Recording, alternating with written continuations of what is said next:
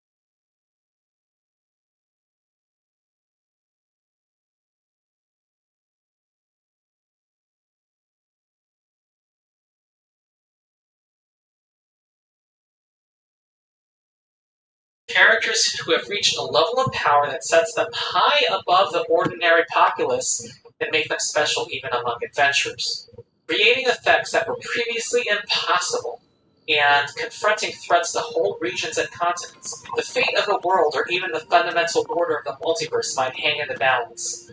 They might fail jumping over a wall. Ronald the Rules Lawyer.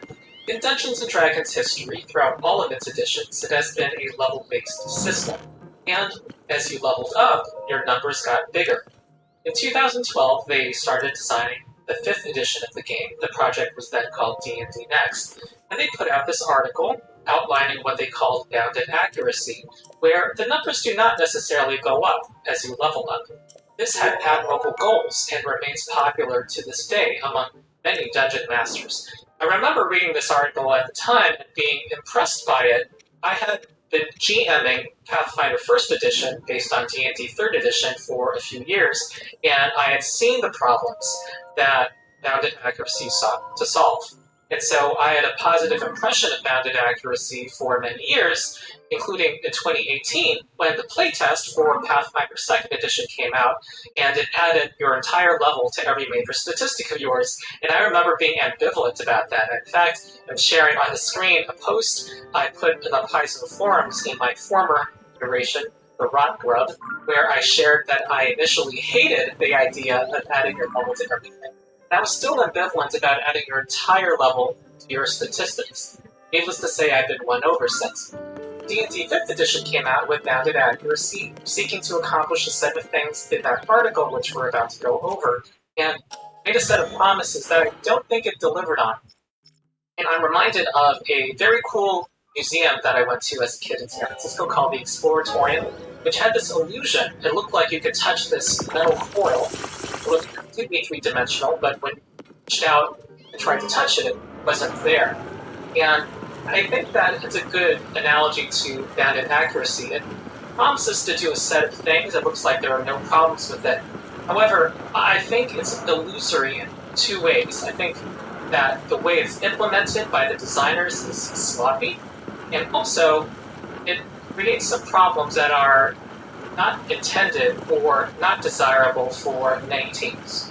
Now, don't get me wrong when watching this video. I am not saying that a system that has big numbers as you level up is objectively better. Though you might get that impression because I'm going to have a long list of negative things to say about bounded accuracy. That's mainly because I'm thorough to a fault, and if you follow my channel, you will know that. There are reasons why you would want to have player characters and monstrous bonuses within a role band, but I think D&D 5th Edition's implementation of bounded accuracy is lacking, and also that it leads to consequences that are not compatible with a game that advertises itself as a zero-to-hero heroic fantasy. I think that how it implements bounded accuracy has been at the root of a number of common complaints about D&D 5th Edition from the community. And I think after 10 years of experience with the system, one would think that the designers should revisit it, or at least patch it. But there's no indication in the current process of designing the next edition that they plan to do anything at the time. First, let me introduce myself. I am Ronald Lawyer. I am a lawyer who has been GMing Pathfinder 1st Edition, 2nd Edition, D&D 5th Edition, and Starfinder since 2010. And I also ran an after-school middle school program. And I mostly run Pathfinder 2nd Edition. It's my preferred edition. But I've also been doing videos covering Dungeons & Dragons, and also, more recently, the history of D&D and Pathfinder. If you haven't yet, support my Patreon. It allows me to continue making videos. I actually don't make money as a lawyer. Look at the video that has the thumbnail on the screen if you want to know more. And you can also get early access to many of my videos and get access to exclusive content. So that's a backdrop for this article, which opens by explaining what bounded accuracy is. It says, basic premise behind the bounded accuracy system is simple. Make no assumptions on the DM side of the game that the player's attack and spell accuracy, or their defenses, increase as a result of gaining levels. Instead, represent the difference in characters at various levels primarily through their hit points, the amount of damage they deal, and the various new abilities they have gained. Characters can fight tougher monsters, not because they can finally, but because their damage is sufficient to take a significant chunk out of the monster's hit points. Likewise, the character can now stand up to a few hits from that monster without being killed easily, thanks to the character's increased hit points. Furthermore, gaining levels grants the characters new capabilities which go much farther toward making your character feel different than simple numerical increases. Now, that all sounds perfectly reasonable. You no longer have situations where someone's bonus is so high that rolling the d20 is meaningless and has no suspense, or you have no chance to succeed at something because the target number is so high. I'll show the Pathfinder 1st Edition Ancient Red Dragon, which had an AC of 38. Many characters would not be able to touch it. And it also had an attack bonus of plus 35. It would automatically hit any creatures. Now, with bounded accuracy, that dragon can be just as easy to hit as, say, an ogre. Its greater toughness will be represented by how many more hit points it has.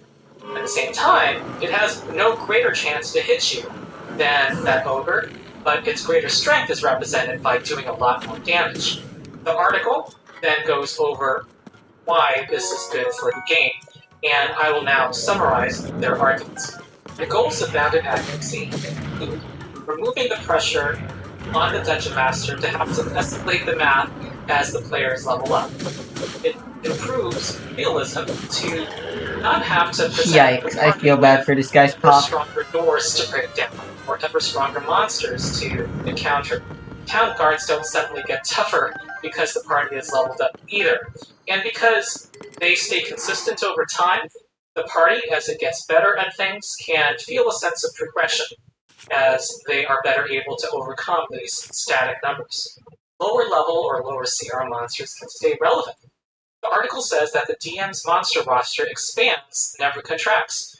In unbounded systems, those goblins that you face at level 1 become irrelevant at some point because their stats are not high enough to be able to even hit the party's characters.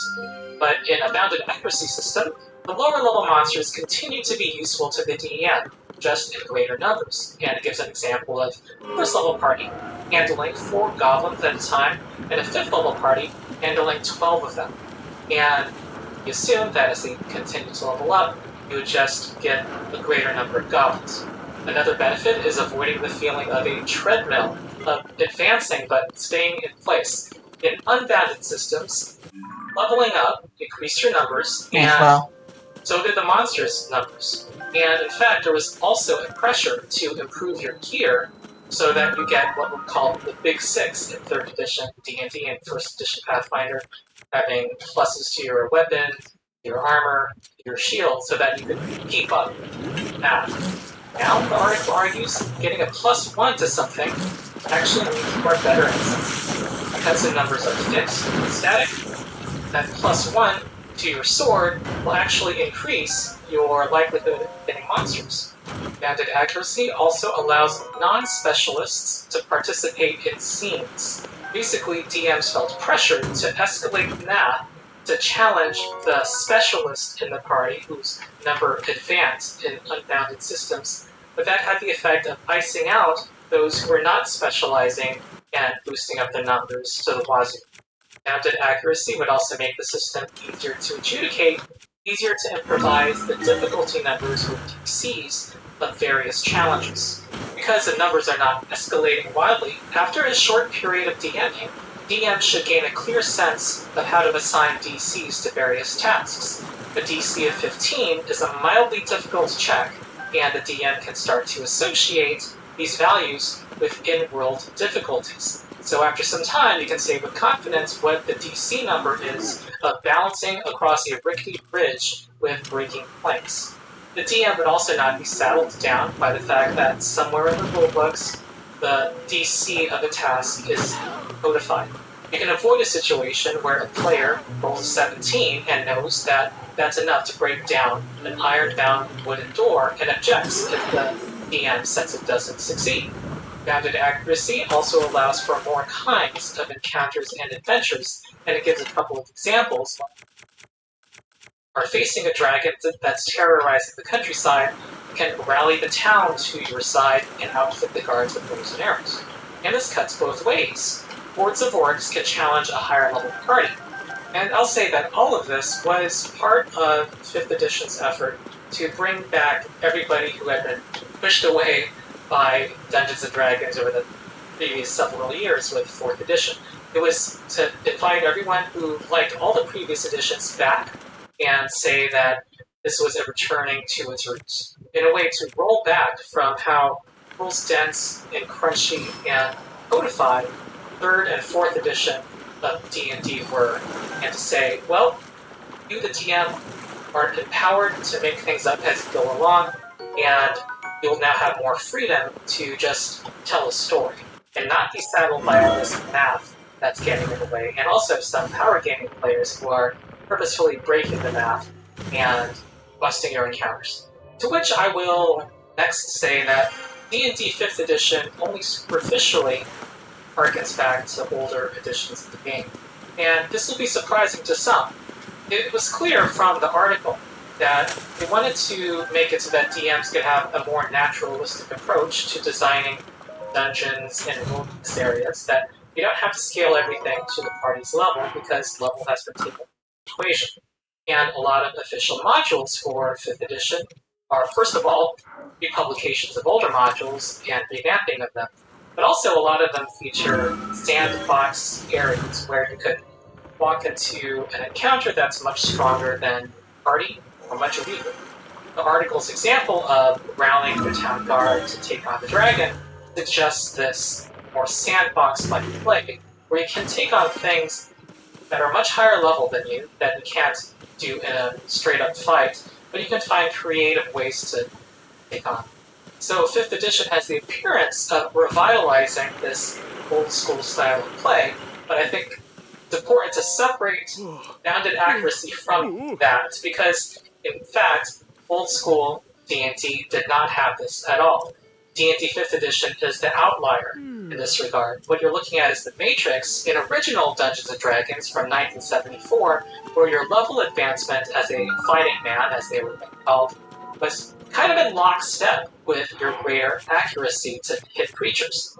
This was further codified in Advanced Dungeons & Dragons in the Dungeon Master's Guide in 1979, where basically you added your level to your attacks.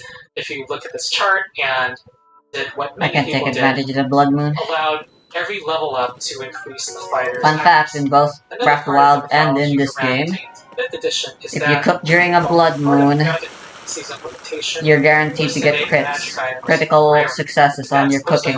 Back to older editions I have no idea why this is the case, but it sure is the and case. magic items were truly a find. But in older D&D, you were expected to find magic items that improved your basic math, and you found them quite often.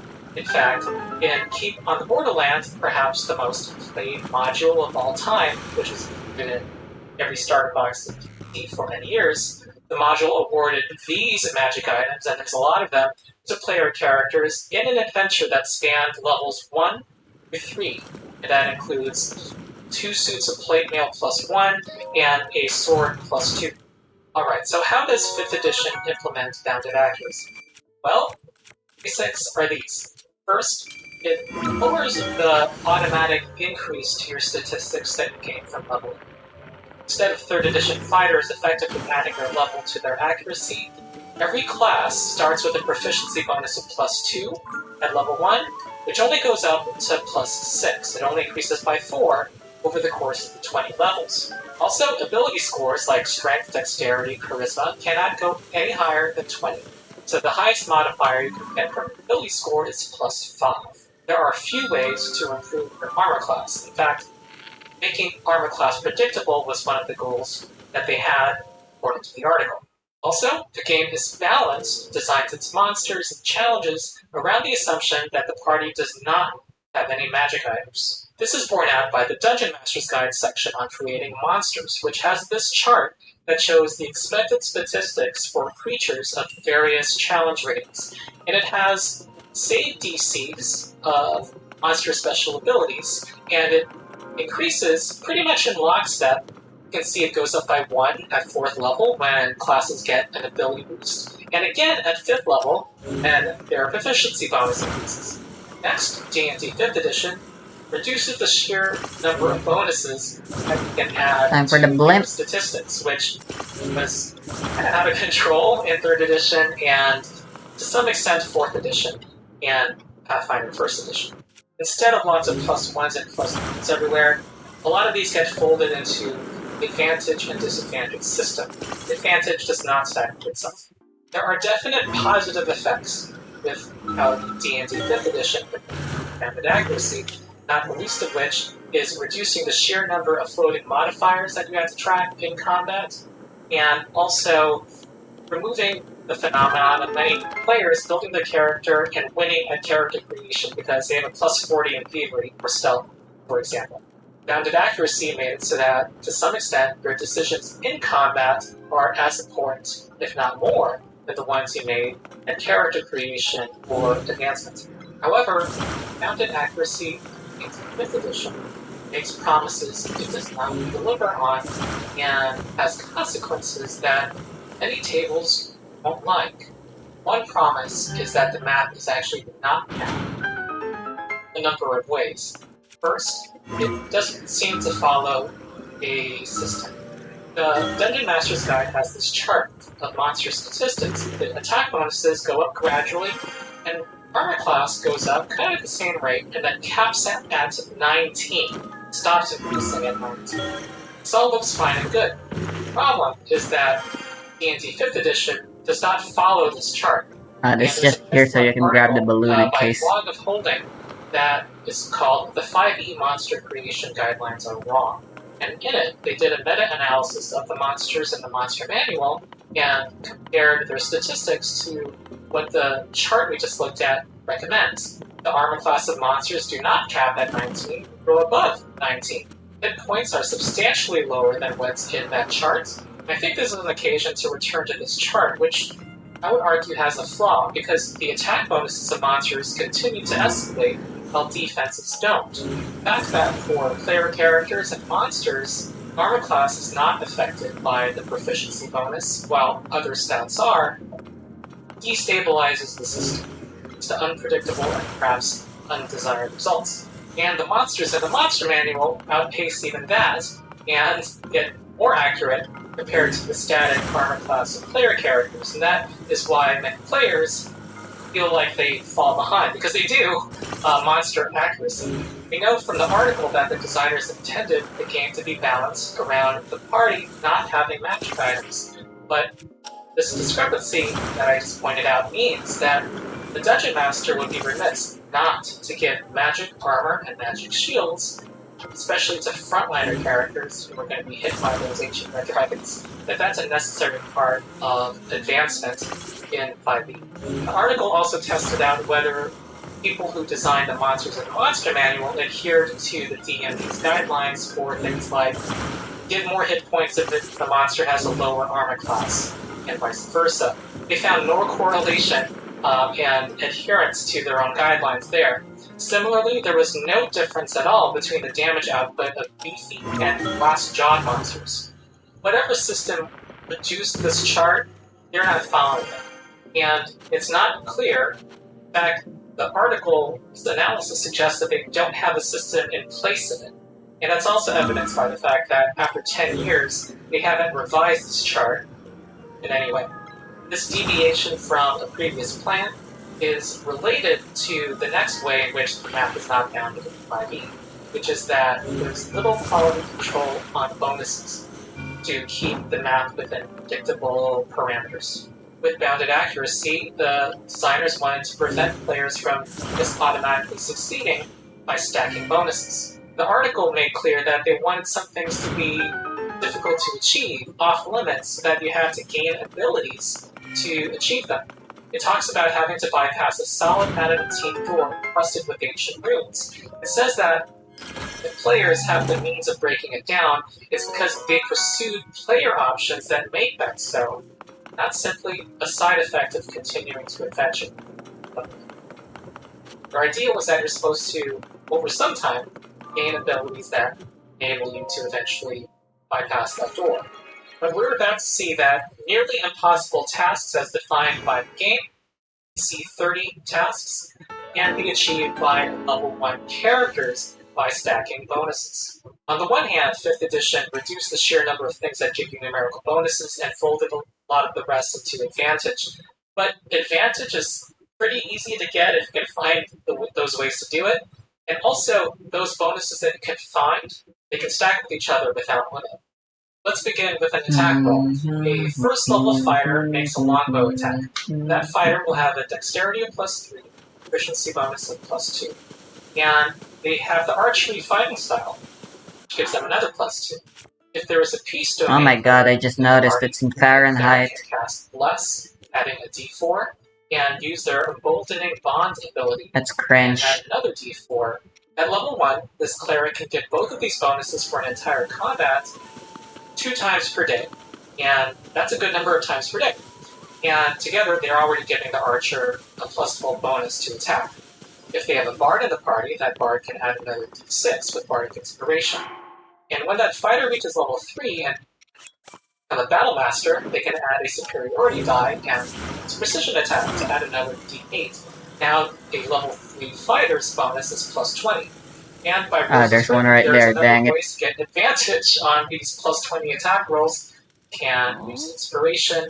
Another character or creature can use the help action, including the owl familiar. I thought she was dead when I first talked to not Impa, freaking Paya, and said that she was retired.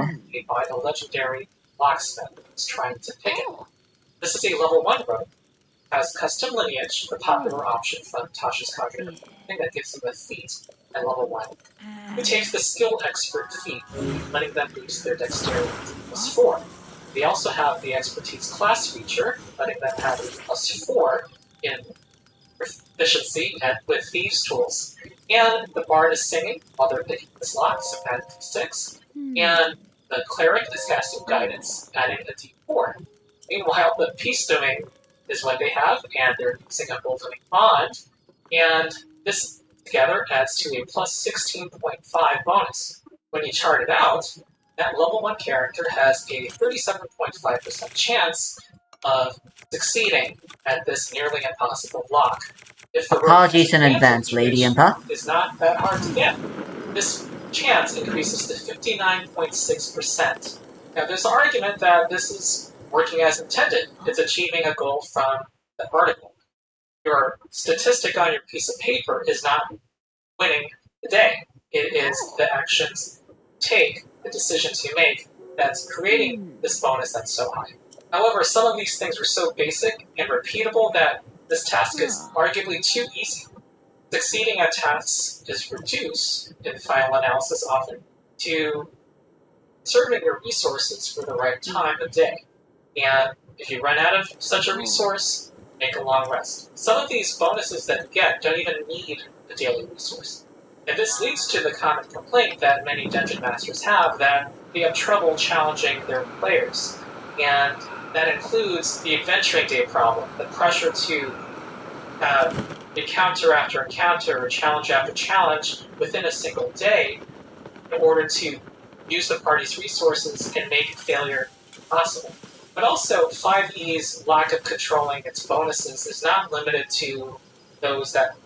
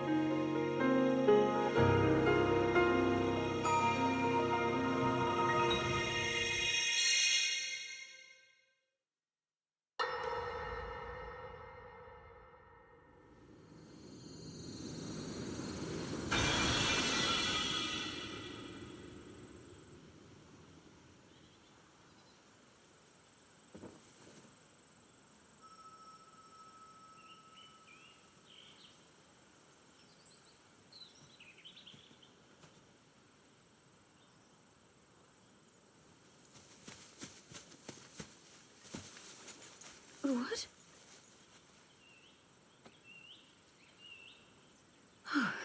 Oh dear.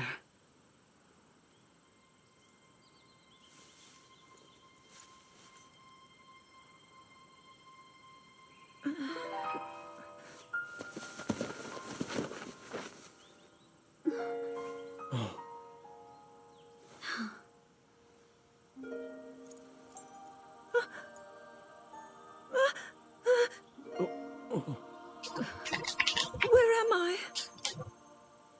We didn't mean to startle you.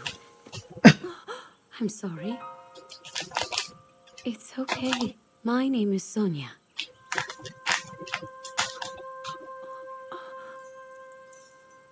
And could we ask what your name is? I am the daughter of King Rome of Hyrule, Zelda. What an unexpected answer. We are the king and queen who founded Hyrule, after all. Or at least we were the last time I checked. You two founded Hyrule? And you're the king? My name is Rauru. King Rauru of Hyrule. King Rauru? And Queen Sonia?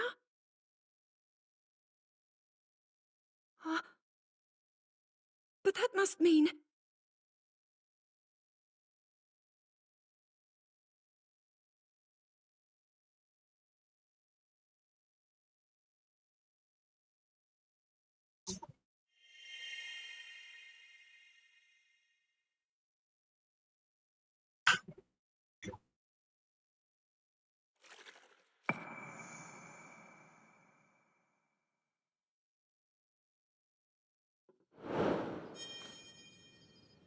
Lots of people recommend trying to find the geoglyphs in order as much as possible, but I'd argue against that. That's a lot of effort and stress just to make sure you see the episodes of a cartoon in order. How many people here actually watched Avatar The Last Airbender in order? I'm sure nowadays there are a lot because it's just on Netflix. But back then, I remember the first episode I watched was like one of the middle episodes of Book 2, Earth. And it was a rerun.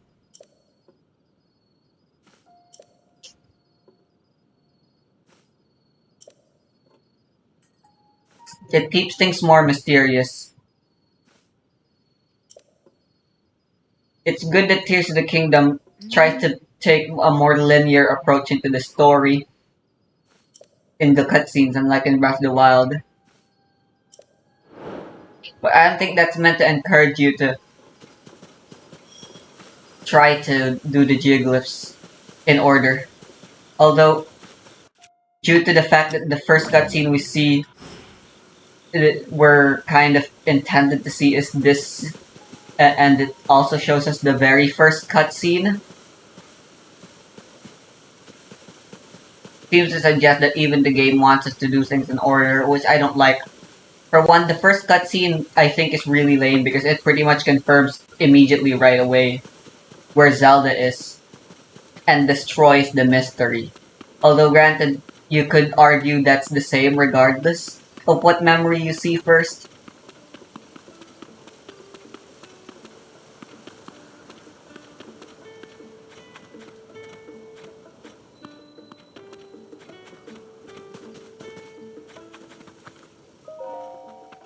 Yeah.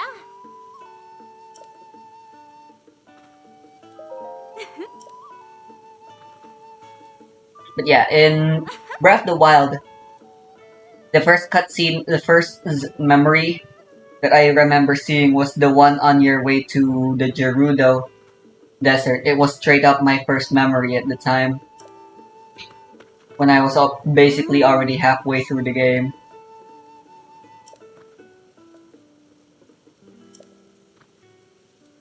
But the first cutscene you're expected to see of the game is when you do the Pikango quest, which also gives you the Great Fairy, unlocks the Great Fairy for you, and he helps you see that you're supposed to go through the long ass bridge. And that actually leads you to the last, or second to last, memory, which I think is good. I like that it's out of order, and there's no real way to know the order of things. Unlike here, where there is a clear order and there's an easy way to know the order, you gotta go clockwise around the world. Hey. Ah. Ah. Oh.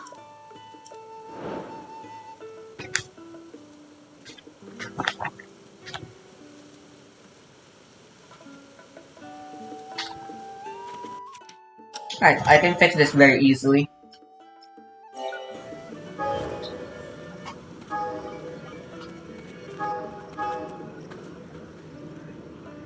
Never mind.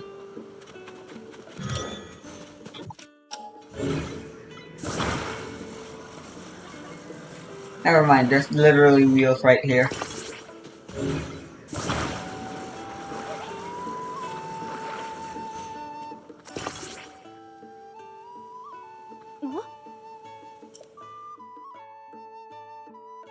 Off of actions. It also exists in passive bonuses that you can get as well. Here's the Arcane Grimoire.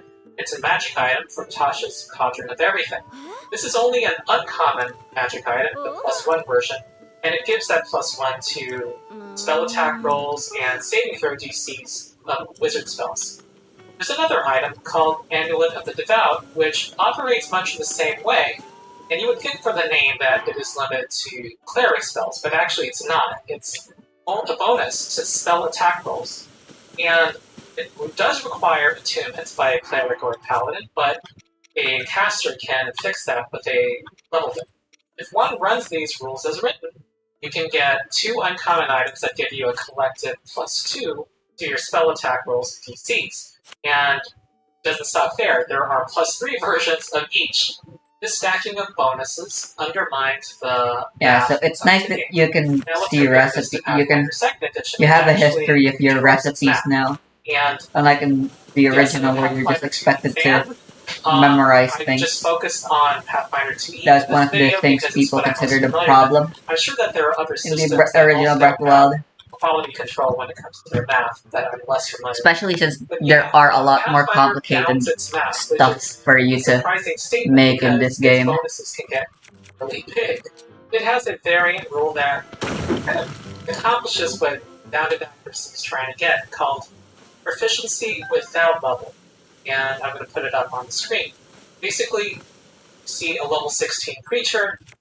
All of its statistics include the number 16 in it. Subtract 16 from it. On Archives of Nethys, all of the monsters in Pathfinder are available for free. You can remove level easily by clicking the proficiency without level link above each monster's stats, and it subtracts the level for you. Compare these stats of a level 10 young red dragon to those of a level 19 ancient red dragon. You'll see that even with levels subtracted, there is some significant measurable increase in all of the stats. D&D 5th edition has this gradual increase with levels. Also, the difference is that Pathfinder's chart that it uses to build its creature statistics by level, it's actually adhered to. Also, the math is more stable, you can't add plus 10 to the check. Ellie, there are much smaller bonuses that you get, and they are typed. There's only 2 different types of bonuses that you can add to a check that can change in the middle of battle, usually. Those are status bonuses and circumstance bonuses. Cleric casting the Bless spell gives a status bonus to attack rolls, and a Bard giving Inspiration is a +1 status bonus to attack rolls. They don't combine. This variant also accomplishes what 5e's trying to do with Bounded Accuracy, which is empower the GM to use monsters of a wide variety of levels against a given party. You can use monsters as low as 7 levels beneath the party's level, and up to 7 levels above. You can also count on these XP totals to measure the threat level of the creatures for a variety of reasons, one of which is that in Pathfinder, the map is actually controlled and bounded.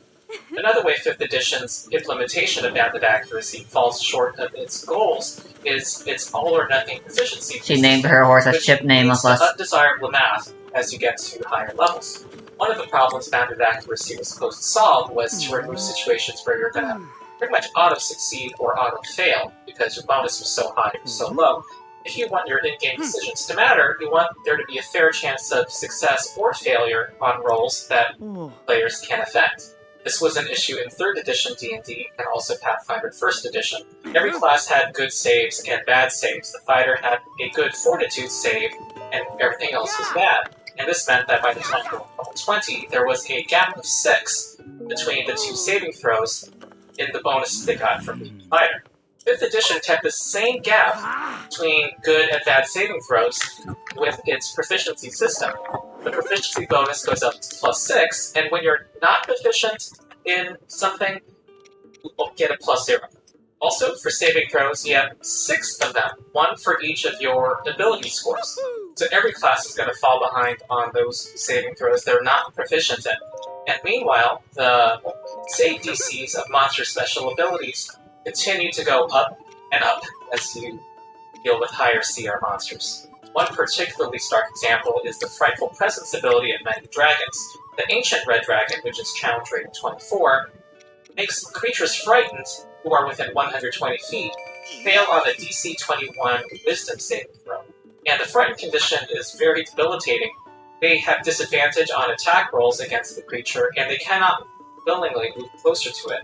Also affecting your saving throw bonus is your ability score associated with that save. So a level 20 cleric may have a wisdom saving throw of +11 to resist this dragon's frightful presence. However, a level 20 fighter may have a +0 and have 0 chance of succeeding on the saving throw.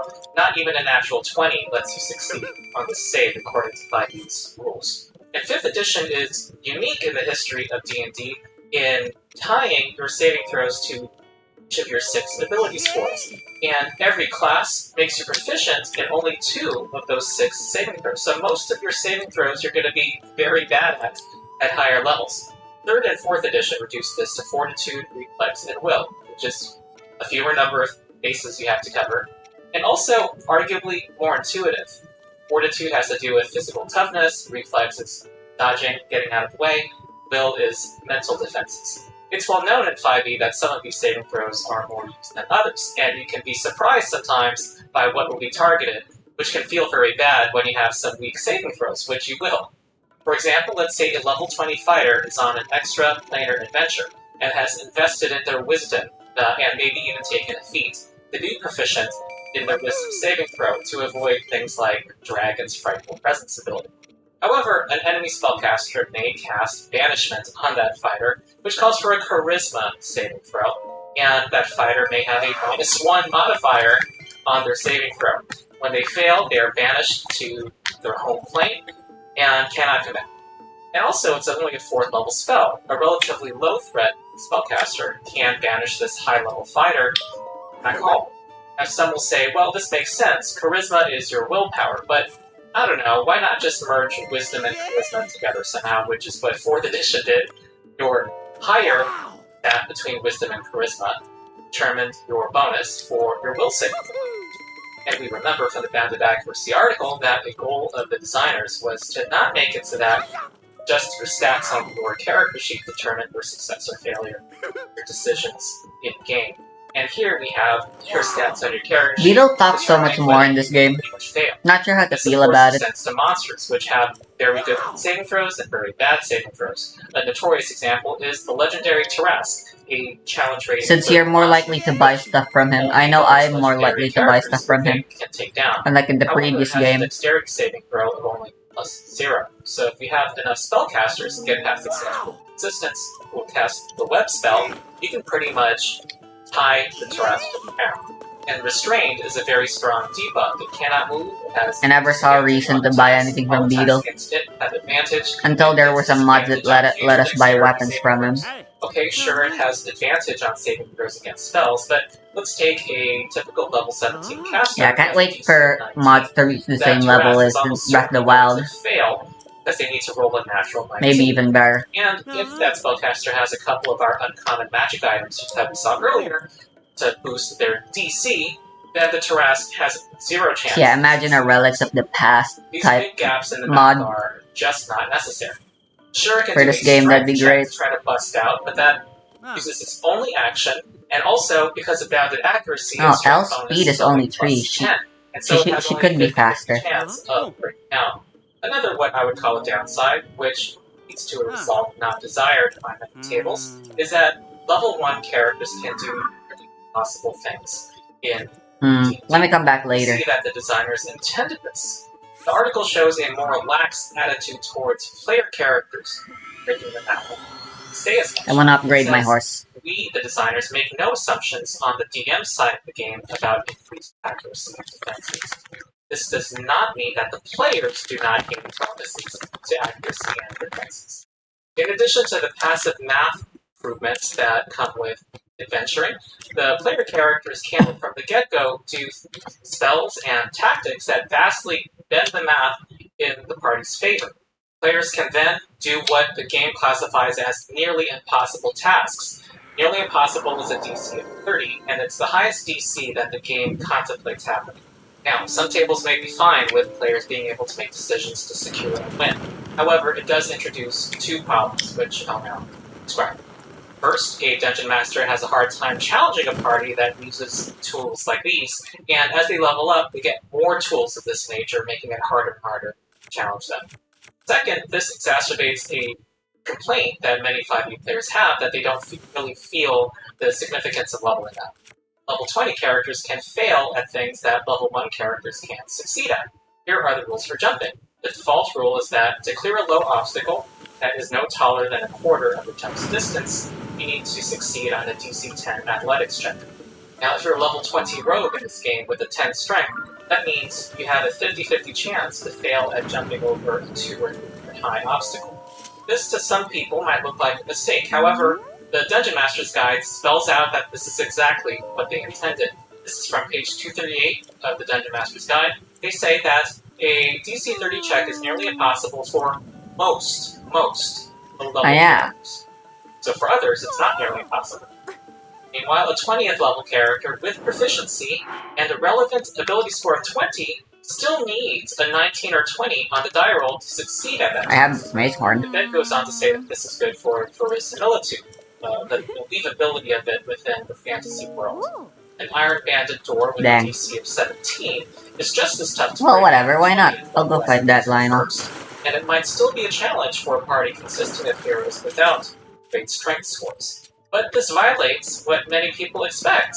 Many people think that 20th level, that they're much better at things than they were before.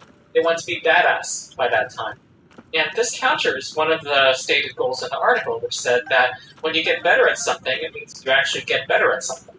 Now, granted, they're targeting specifically getting better because you are leveling up or adventuring. However, by removing that upward progression, that means that it's harder to get better.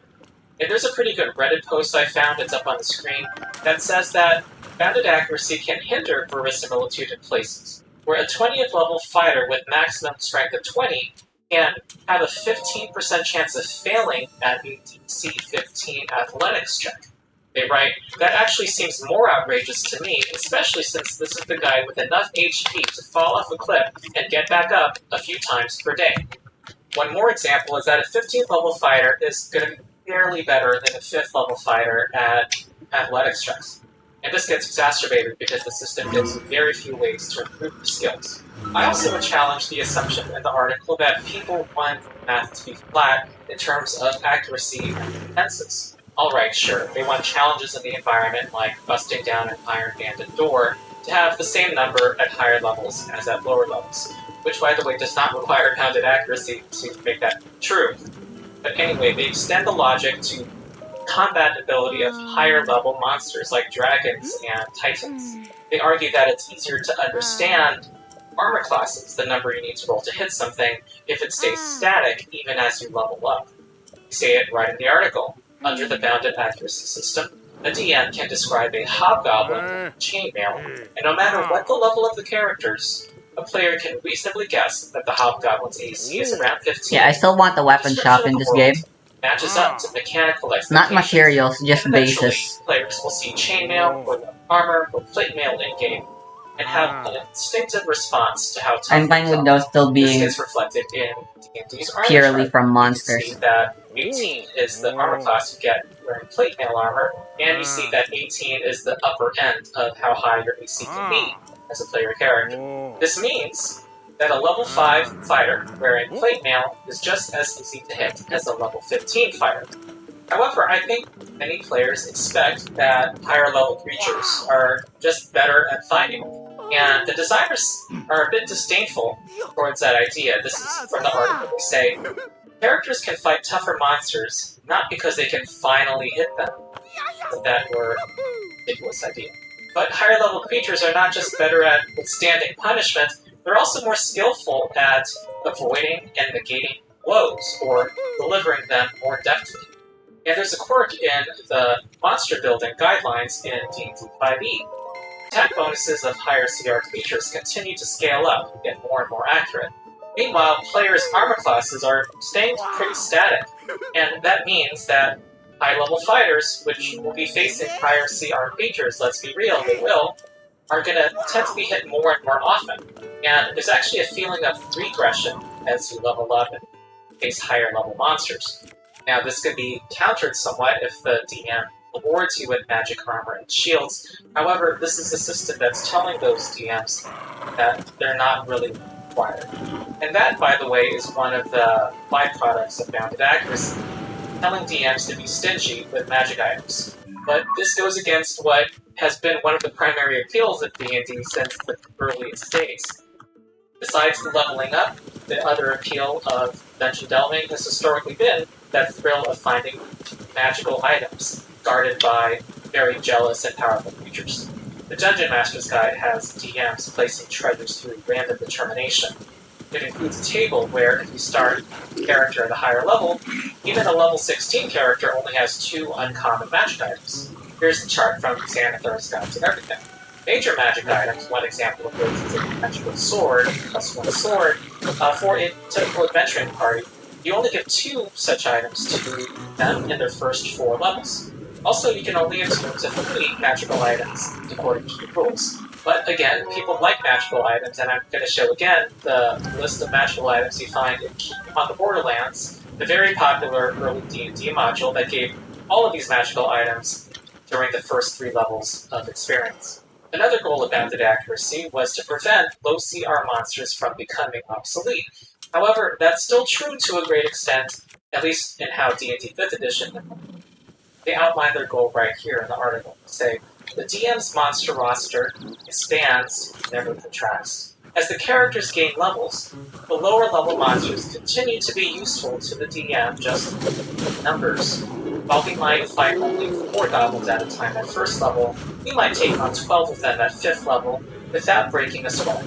However, my experience playing D&D 5e is that once you got to Tier 2 play, starting with 5th level, the characters get ability that can trivialize low CR monsters. It was an epiphany for me running Tomb of Annihilation Interesting. and rolling a random encounter with zombies and seeing them deleted by a fireball spell.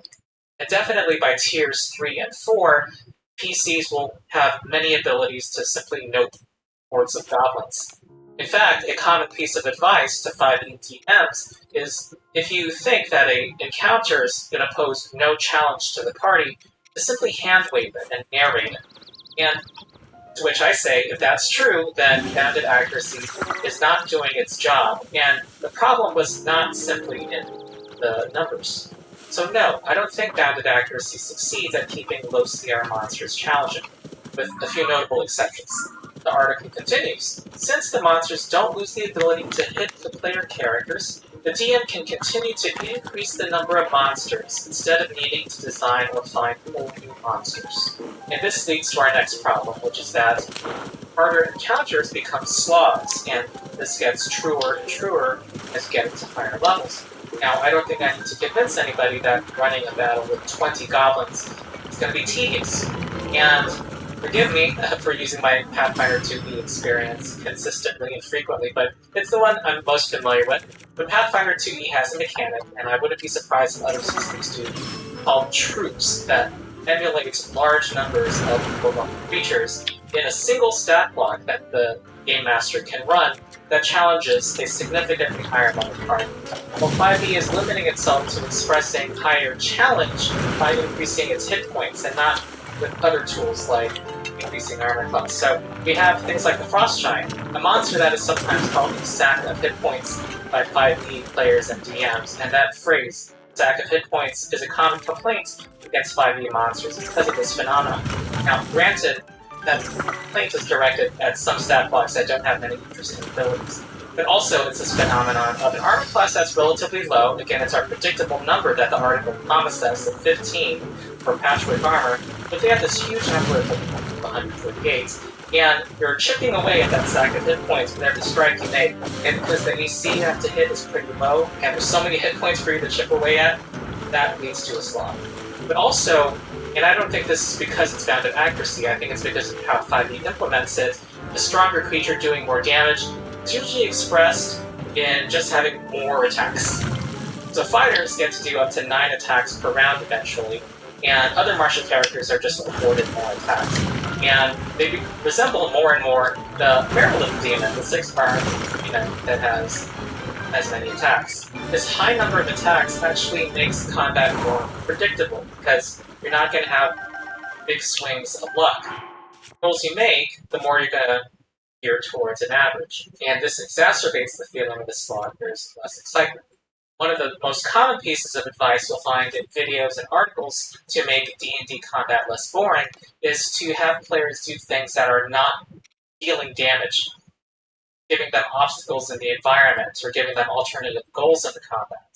That is a sign that a core premise of bounded accuracy, of expressing greater strength with more hit points, is not winning over tables. Another promise from the bounded accuracy article that I think does not play out in practice is the promise that improvising and adjudicating scenes will become easier. Let's let the article make its case.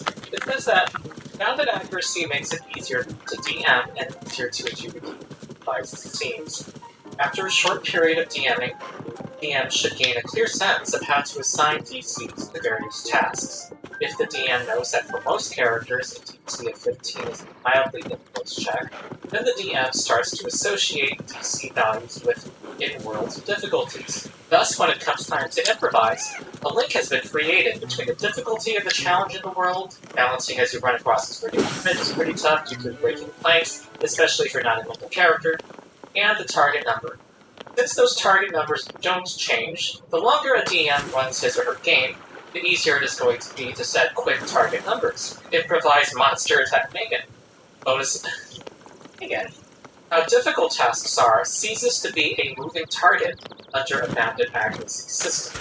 This goal is expressed in the DC's chart that we are presented with. First, I have to give the advice that simply because the party levels up in your campaign does not mean the DM should auto-scale challenges up to their level. In fact, you often want to present the same challenge that was tough before to the party when it gets better at it, to give them that sense of progression. Pathfinder 2e is an unbounded system, but it does not presume you auto-scale DCs. Here are a couple of skill actions in the system. Balancing on a wooden beam is going to be a trained task, meaning DC of 15, whereas balancing on chunks of floor falling in mid-air is going to be legendary, or a DC of 40. Climbing a typical tree, DC 15. A smooth surface, DC 40. What's distinctive about 5e's approach is that it does not give you examples. It just gives us the adjective, nearly impossible. And given the fact that low-level characters, level 1 characters, can accomplish a DC 30 check because of how unbounded bonuses are in 5e as we saw earlier, it's not really clear what DC 30 is really representing. It makes it harder for the DM to set DCs because under the hood, the math is not very controlled in the system. You combine this with the fact that high-level adventurers can have very bad saving throws at most of their ability scores, and that means you don't know what DC to assign a killer trap. If you set the dexterity saving throw DC to 20, there are some characters who can make it, but most characters will almost Dang certainly it. die. Never mind the fact that a DC of 20 on a saving throw is much harder than a DC of 20 for a Satori skill check, Mountain is because close the enough, I math suppose. underlying them is so different. It's much easier to pile up bonuses on a skill check. Another promise of bounded accuracy was to allow non-specialists to participate. However, that has the side effect of undermining specialists. The article said that they wanted non-specialized characters to easily participate in many scenes. First, I'd say that in 5e, that's only partially true, because let's take a level 11 rogue who has expertise and reliable talent. For a skill that they have a high ability score bonus in, and they have expertise in the skill, they can guarantee a result of 22 or higher. And next, I am actually fine with that specialists are really good at something that other people are not. And I think that the article overstates the problem. First, the DM does not have to auto-scale challenges to challenge the specialist and leave everybody else out. And if a table wants more players to be able to participate in certain scenes, there are ways to address that. First of all, allowing players to talk out of character to the person who's doing the task is one solution. And also creative uses of skills to aid the main check or to do other things, such as recalling knowledge that could be vital to insert into a conversation that another party member is leading. And ultimately, I think it's fine for specialists to feel like they're really good at something, kind of analogous to high-level characters feeling really awesome. In 5e, the highest natural bonus you can get is a plus 11, plus 6 from your proficiency bonus, and plus 5 from your ability score. And because plus 11 is only about half of the d20, this means that the barbarian can succeed on some intelligence knowledge check. Low-strength wizard can out Let me make an athletics off-road barbarian. vehicle. This means that for almost all characters, if you specialize at something, at level 20, you still have a fair chance of failing at a moderate check. Now, sure, I think there'll be an objection here that, well, maybe the DM shouldn't call for a check to begin with in some of the situations.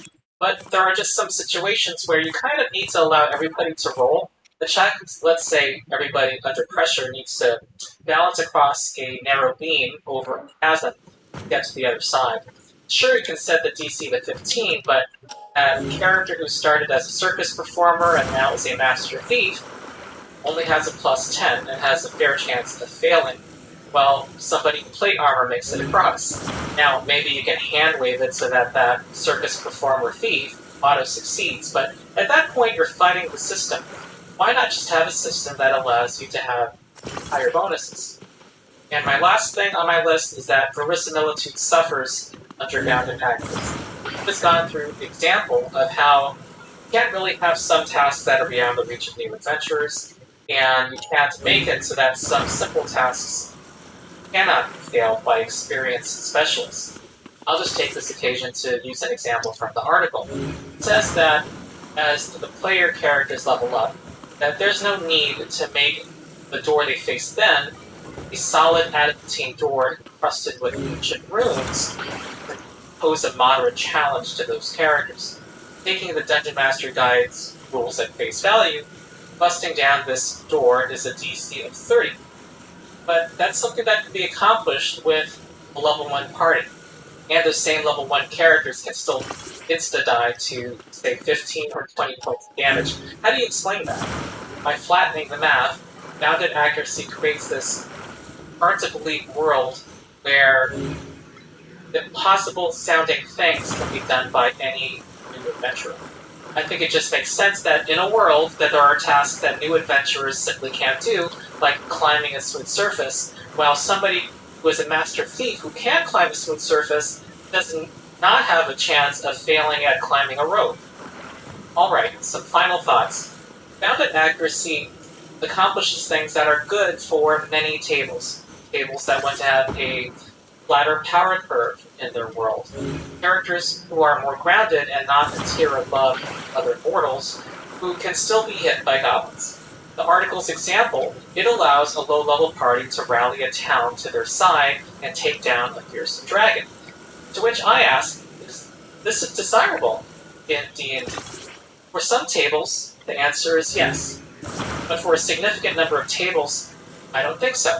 And I think the designers think the answer was yes for the vast majority of tables.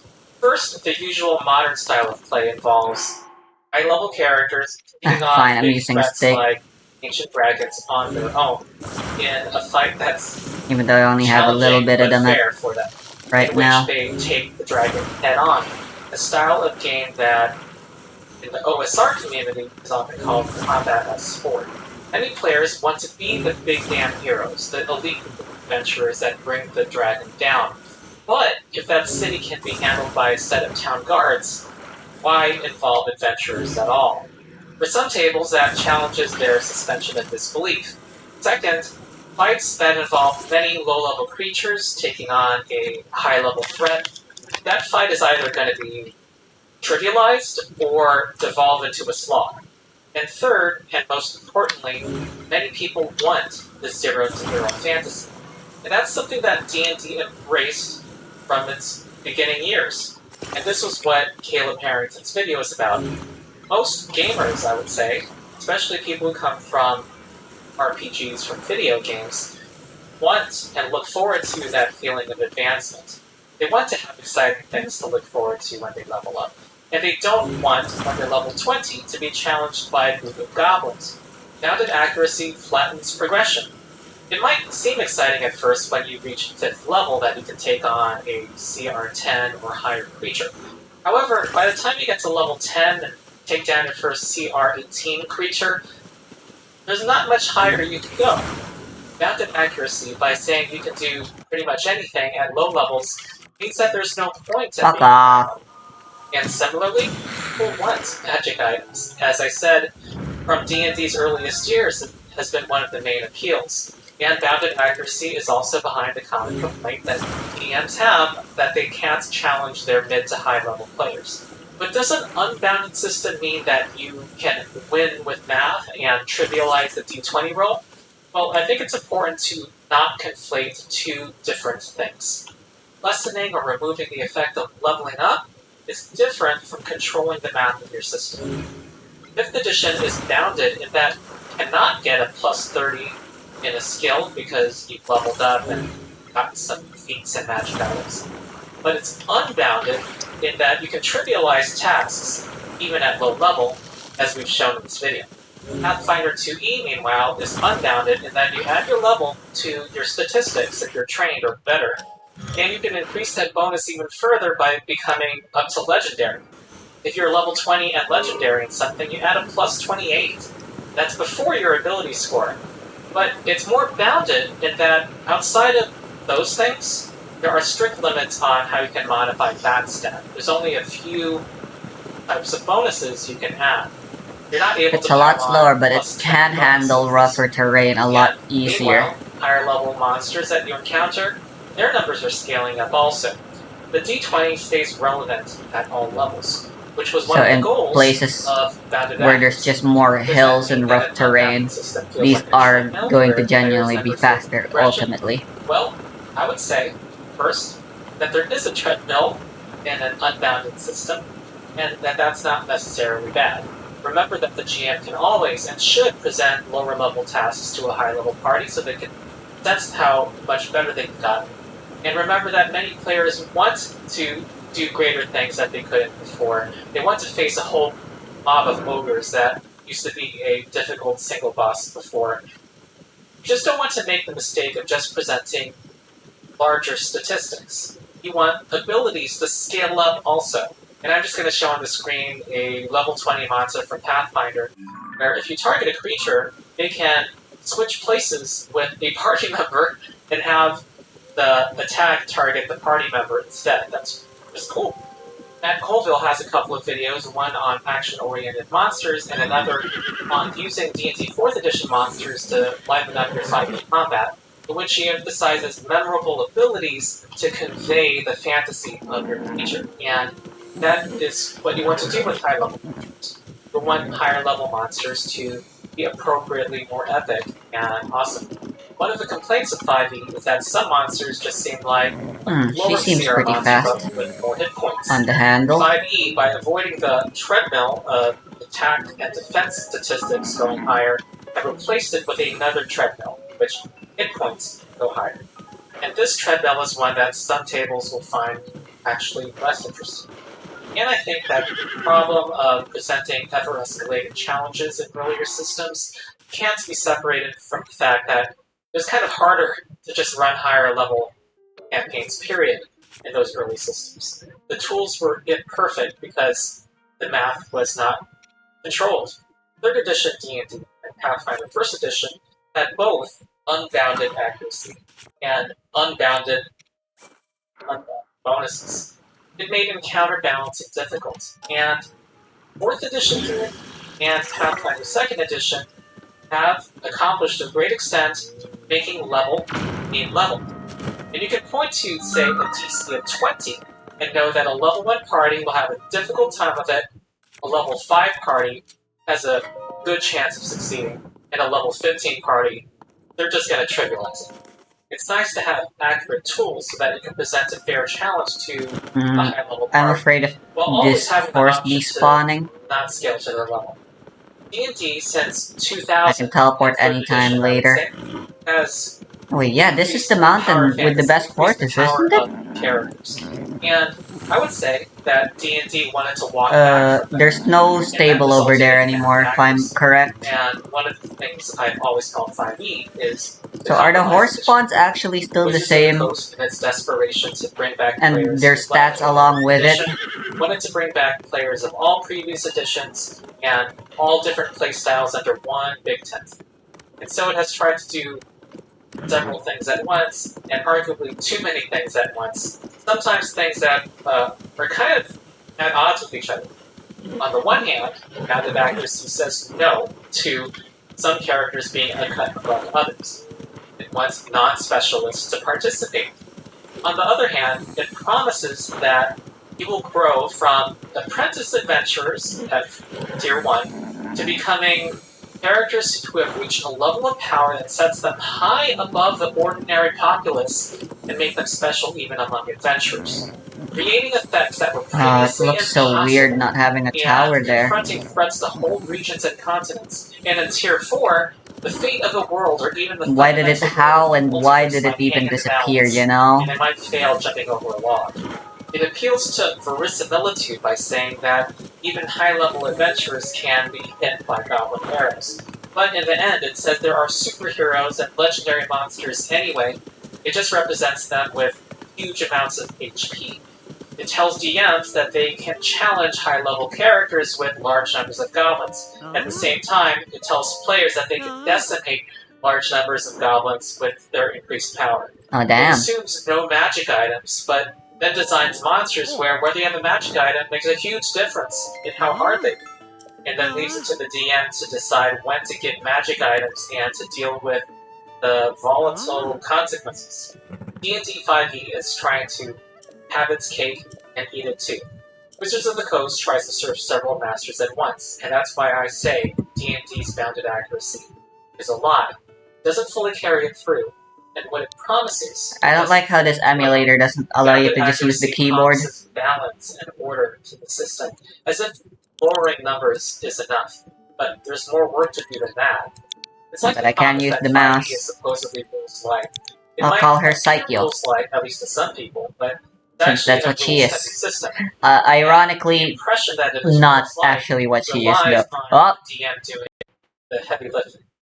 For both of these promises, bounded accuracy and being rules light, they kind of, each in their own way, let Wizards of the Coast off the hook to balance and control their own game. The game can't be broken because all the numbers are within narrow bounds. You can use monsters at any level. You can get magic items at any level.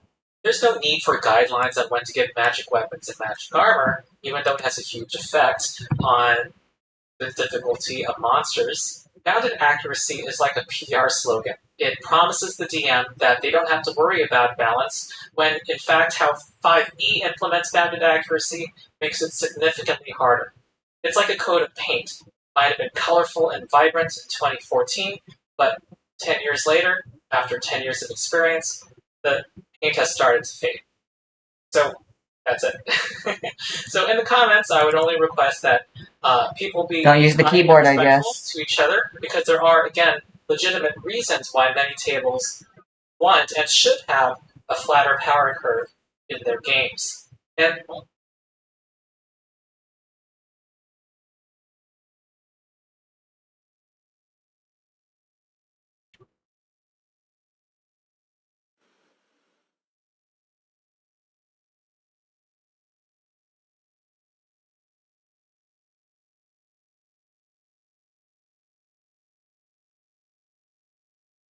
I'm gonna call Bubba. We're gonna get this thing started because I have another race in like an hour and a half with Harry.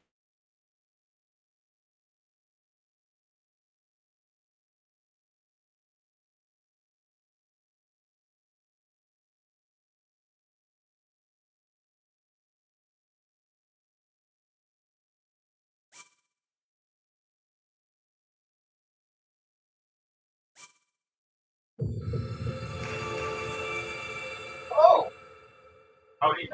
Hi. How are you? I'm good. How are you? Wait, this is our first time talking. Thankfully, it seems I saved with the horse near the stable. Right into it. Yeah. I'm curious though. So, get it out and I mean, that scared me a little. But what's your experience with like? Well, I am definitely done. So, I have a bit of speedrunning experience.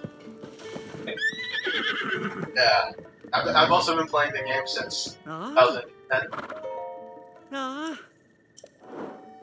But you know, see how it goes. I mean, man-ups are basic.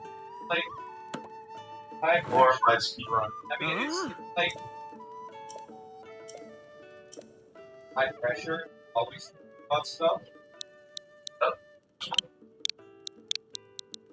Okay, well, I hope I like, I hope I can keep up. I haven't done this before this way. Yeah, that's true.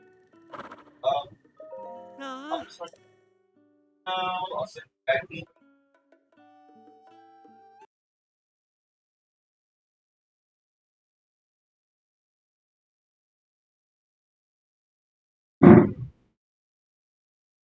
Alright, let's do a prediction whether I win or not. Tommy Shells, thanks for the 21 months. I haven't done like a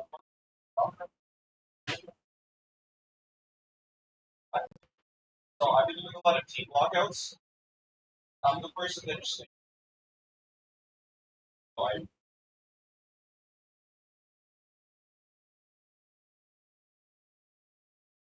so other and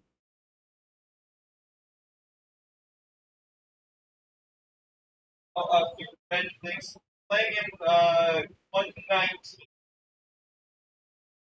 What? Have modified? Gotcha.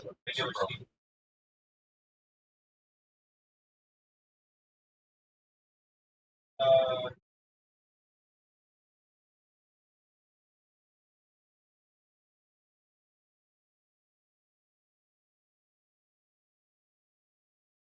playing on music. What?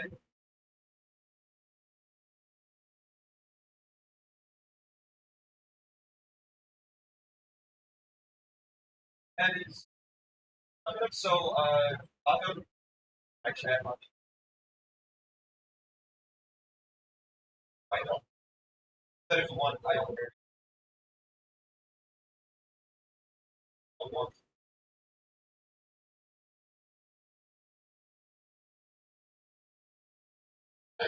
I'll go just high chat. Also, all goals are. That's. Like, happens. Mostly. But it'll be fine. Like, we'll figure it out. Yeah.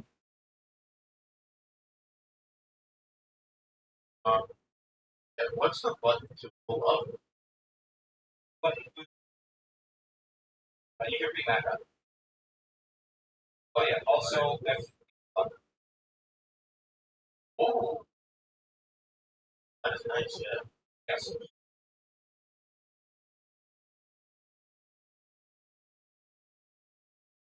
I mean, I have hour and minutes, so I'm gonna put it. So, okay.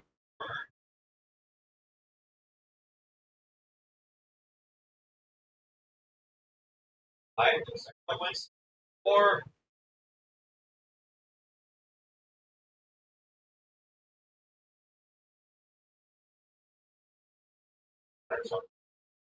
25 random objectives. One person, the other person, not the other person. All right. Else not that.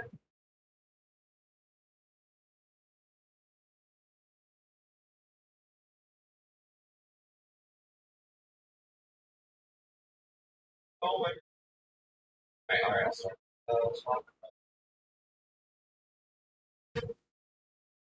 So,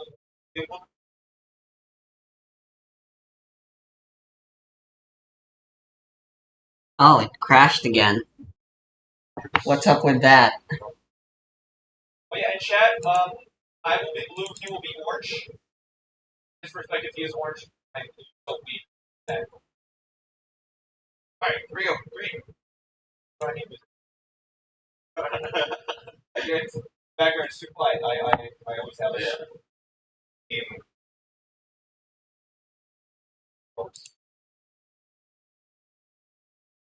And Mondo.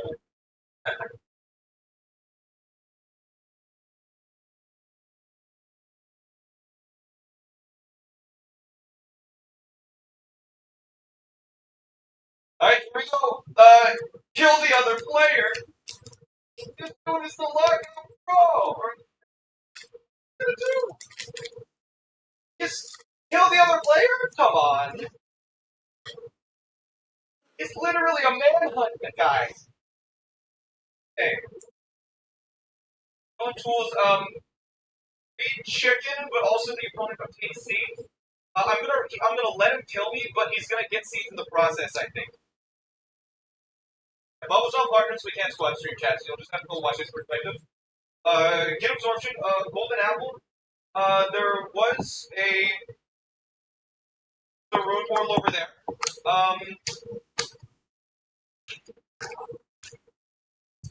Finishing with a thing.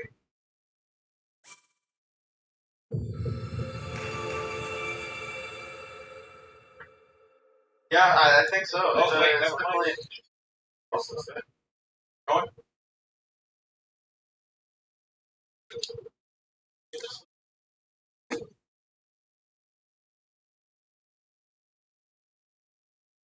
That was smart. That was really smart. I figured, I was like, you're gonna kill me, but I'm gonna get a surprise. That was really smart. I'm gonna do it. So if he kills me, he kills me. You know what? Do it. Take me already. Don't swim away from me. Don't swim away from me. It's taking so long. This. I'll get you. I'll get you. You get me later? I'll get you later. Think so? Alright, full stone tools. He's gonna. Oh, wait, he's getting full stone tools. Crap. Look at his tools! I know it! I die. It doesn't count as him killing me. I could die right now. He's all my health.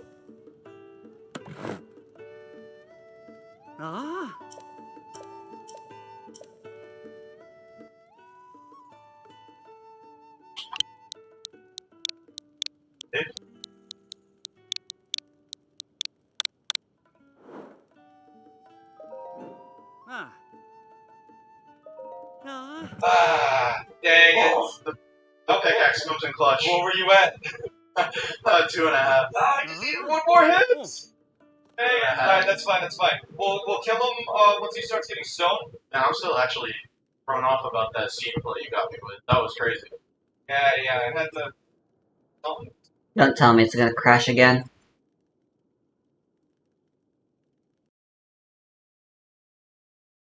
Still doesn't have stone.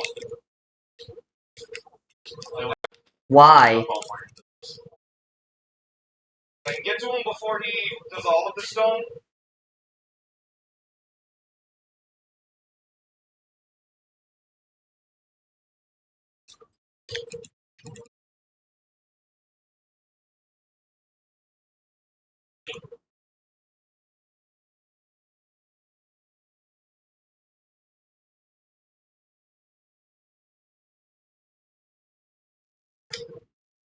Oh, damn it.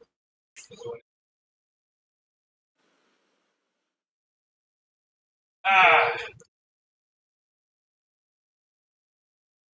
Not this time. I hope you never went down there. Rick, do it! On the two! Oh. I need to check for absorption. I don't think we've opened this yet. Open that one, please.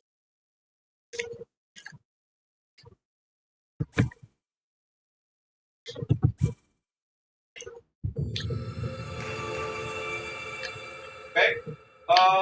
Also go find some chickens. We need to kill a little fella as well. I need to find chickens first. There's open tropical fish as well. Is there more motion around? I'm not exactly sure.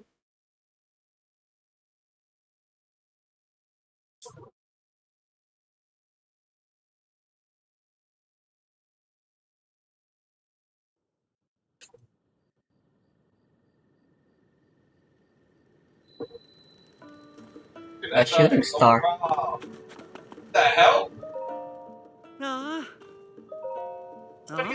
Please, Psycho, I might as well rename you as Cursed. Monkey.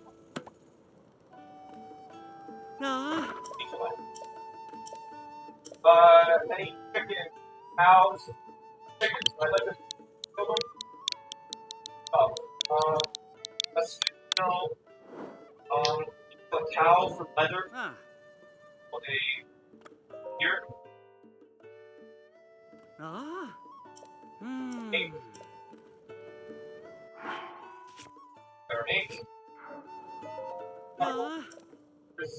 Gives the nether. Actually, the nether. Around. Come on, just give me a cow chicken. Fast, dude.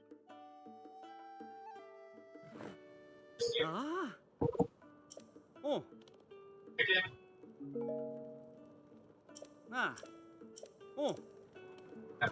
There, that seems to be the safest way to take out a horse, it seems.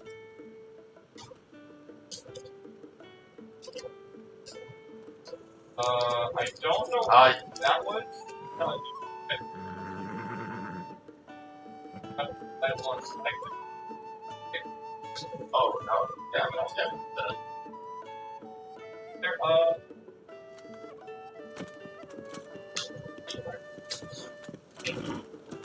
breaded chicken though already. Wow.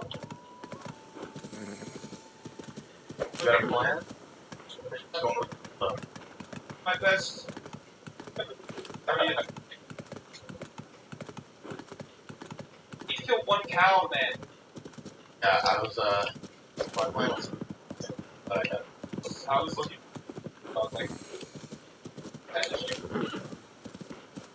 yeah. why don't you from an egg? That one should just hang around here. Yeah, you don't.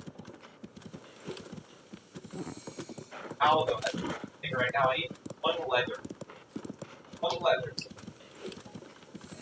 Go, here we go.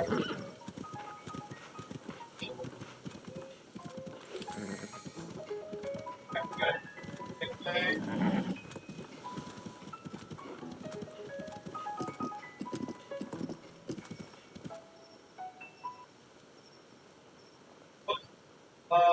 Punching thing. I'm not gonna hang around here. Get another inch. Wolf.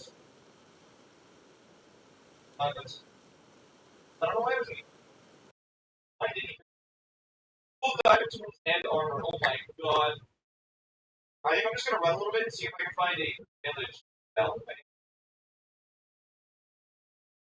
This is a serious problem. Like, get your on here. Maybe the Switch can't handle loading things that fast because the horse is moving too fast. I don't know. This made me lose my motivation. I'm just gonna stop now.